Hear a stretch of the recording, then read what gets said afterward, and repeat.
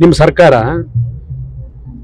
ಇವತ್ತು ಯಾರ್ಯಾರು ಏನೇ ಹೇಳಿಕೆ ಕೊಡ್ತಾ ಇದ್ದಾರೆ ಪಾಪ ನಾನು ನೋಡಿದೆ, ಪರಮೇಶ್ವರ್ ಹೇಳಿಕೆ ನೋಡಿದೆ.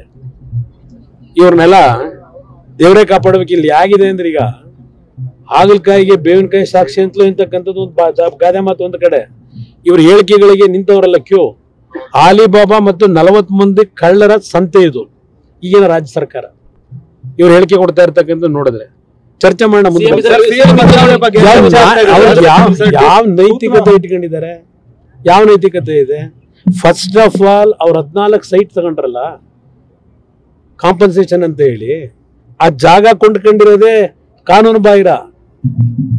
ಆ ಜಾಗ ಕೊಂಡ್ಕೊಂಡಿರೋದೇನೆ ಅವ್ರು ಯಾರು ಅವ್ರ ಬಾಮೈದ ಕೊಂಡ್ಕೊಂಡೋದೇನೋ ದಾನ ಮಾಡೋದು ಅಂದ್ರಲ್ಲ, ಅದೇ ಕಾನೂನು ಬಾಹಿರ. ಅಲ್ಲಿ ಯಾವ ಕಾರಣಕ್ಕೂ ಸಾಧ್ಯ ಇಲ್ಲ, ಯಾವ ಕಾರಣಕ್ಕೂ ಸಾಧ್ಯ ಆಗೋದಿಲ್ಲ. ಕಾನೂನು ಎಲ್ರಿಗೂ ಒಂದೇ.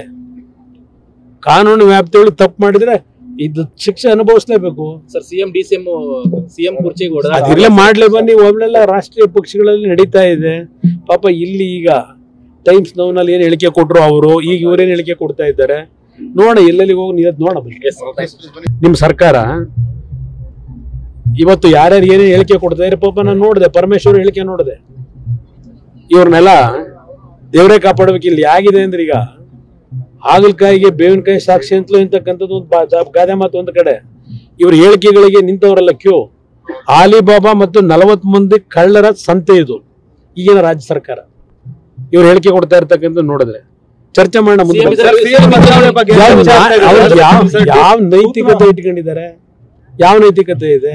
ಫಸ್ಟ್ ಆಫ್ ಆಲ್ ಅವ್ರ 14 ಸೈಟ್ ತಗೊಂಡ್ರಲ್ಲ ಕಾಂಪನ್ಸೇಷನ್ ಅಂತ ಹೇಳಿ, ಆ ಜಾಗ ಕೊಂಡ್ಕೊಂಡಿರೋದೇ ಕಾನೂನು ಬಾಹಿರ. ಆ ಜಾಗ ಕೊಂಡ್ಕೊಂಡಿರೋದೇನೆ ಅವ್ರು ಯಾರು ಅವ್ರ ಬಾಮೈದ ಕೊಂಡ್ಕೊಂಡೋದೇನೋ ದಾನ ಮಾಡೋದು ಅಂದ್ರಲ್ಲ, ಅದೇ ಕಾನೂನು ಬಾಹಿರ. ಅಲ್ಲಿ ಯಾವ ಕಾರಣಕ್ಕೂ ಸಾಧ್ಯ ಇಲ್ಲ, ಯಾವ ಕಾರಣಕ್ಕೂ ಸಾಧ್ಯ ಆಗೋದಿಲ್ಲ. ಕಾನೂನು ಎಲ್ರಿಗೂ ಒಂದೇ. ಕಾನೂನು ವ್ಯಾಪ್ತಿಯೊಳಗೆ ತಪ್ಪು ಮಾಡಿದ್ರೆ ಇದು ಶಿಕ್ಷೆ ಅನುಭವಿಸ್ಲೇಬೇಕು. ಸರ್, ಸಿಎಂ ಕುರ್ಚಿಗೆ ಅದಿರಲೇ ಮಾಡ್ಲೇ ಬನ್ನಿ. ಒಳ್ಳೆಲ್ಲ ರಾಷ್ಟ್ರೀಯ ಪಕ್ಷಗಳಲ್ಲಿ ನಡೀತಾ ಇದೆ ಪಾಪ. ಇಲ್ಲಿ ಈಗ ಟೈಮ್ಸ್ ನೌನಲ್ಲಿ ಏನ್ ಹೇಳಿಕೆ ಕೊಟ್ರು ಅವರು, ಈಗ ಇವ್ರೇನ್ ಹೇಳಿಕೆ ಕೊಡ್ತಾ ಇದ್ದಾರೆ ನೋಡ. ಎಲ್ಲೆಲ್ಲಿ ಹೋಗಿ ನೀವು ನೋಡ.